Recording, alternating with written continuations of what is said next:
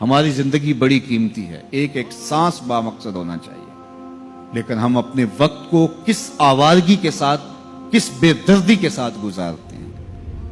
حضرت امام شافعی کہتے ہیں کہ میں نے فقیروں سے دو باتیں بڑی پتے کی سنی اور انہوں نے مجھے بڑا نفع دیا۔ یہ بہت بڑے بزرگ ہونے کے باوجود، اتنے بڑے عالم اور فقیہ ہونے کے باوجود یہ درویشوں کی صحبت میں جا کے بیٹھتے تھے۔ حضرت امام احمد بن حنبل کو کسی نے دیکھا کہ حضرت بشر حافی کے پیچھے دوڑ رہے ہیں، تو کسی نے کہا اتنے بڑے امام ہو اور اتنے بڑے فقیہ ہو، اس فقیر سے کیا ڈھونڈتے ہو، بشر حافی سے کیا تلاش کرتے ہو؟ تو حضرت امام احمد بن حنبل نے کہا کہ احمد بن حنبل جس رب کو مانتا ہے، بشر حافی اس رب کو جانتا بھی ہے۔ تو فقیروں کی باتیں بڑی پتے کی ہوتی ہیں، تو کہتے ہیں کہ فقیروں کی دو باتوں نے، امام شافعی بولے، کہ مجھے بڑا فائدہ دیا۔ ایک تو یہ الوقت سیف قاطع، وقت کاٹ دینے والی تلوار ہے، اگر وقت کو تم کاٹو گے تو ٹھیک، ورنہ وقت تمہیں کاٹ دے گا۔ اب تمہاری مرضی ہے کہ وقت کے گھوڑے پہ تم سوار ہو کے اپنی مرضی سے وقت کو چلاؤ، یا پھر تم وقت کے رحم و کرم پہ ہو اور اس کی موجیں تمہیں جس سمت چاہیں بہا لے جائیں۔ اب تمہارا اختیار ہے کہ تم اپنا وقت کیسے گزارتے ہو۔ دوسری بات جس نے مجھے بڑا نفع دیا وہ یہ کہ اپنے آپ کو نیکی کے کاموں میں لگا دو، ورنہ نفس تمہیں برائی کے کاموں میں مشغول کر دے گا۔ اپنے ارد گرد تانا بانا ایسا بن لو، اپنے حالات ایسے بنا لو، اپنی دوستی ایسی وضع کر لو کہ تم نیکی کے ماحول میں رہو، ورنہ شیطان برائی کے اندر مبتلا کرنے میں دیر نہیں کرے گا اور نفس تمہیں جو ہے وہ شر میں مبتلا کر دے گا۔ تو فرمایا کہ کسی شخص کے اسلام کا حسن یہ ہے کہ وہ بے مقصد کاموں کو چھوڑ دے۔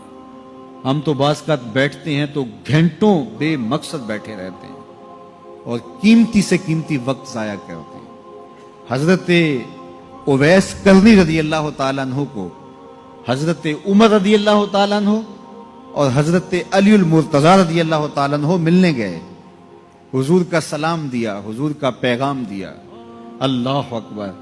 تو ویسے کرنی تو تڑپ گئے نا، چشمان سے آنسو ہیں اور بار بار پوچھتی ہیں میرے حضور کے لبوں پہ میرا نام کیسے آیا تھا۔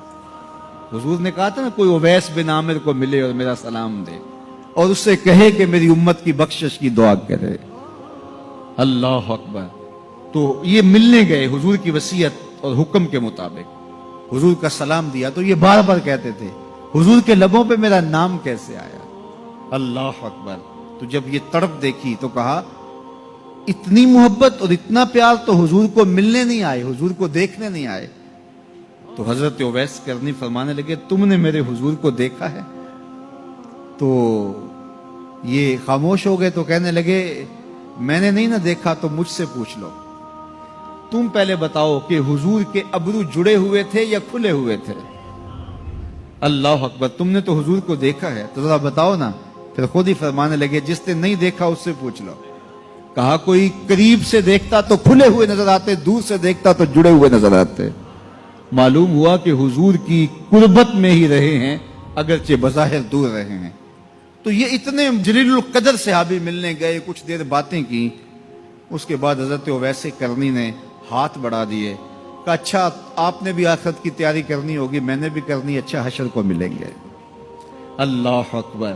تو وقت بہت قیمتی ہے، کسی کے اسلام کا حسن یہ ہے کہ وہ بے مقصد کاموں کو ترک کر دے۔